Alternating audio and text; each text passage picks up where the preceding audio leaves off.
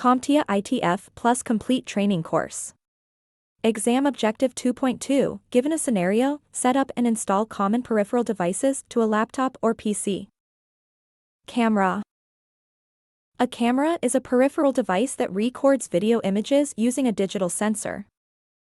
They may be an external device that is connected through a wired or wireless interface or built into the case of a device, which is common for smartphones, tablets, laptops, and some televisions.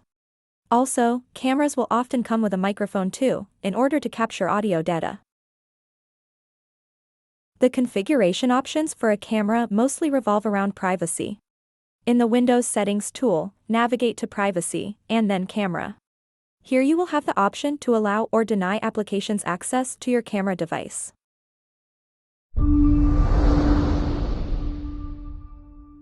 Thank you for watching. Subscribe for more great content.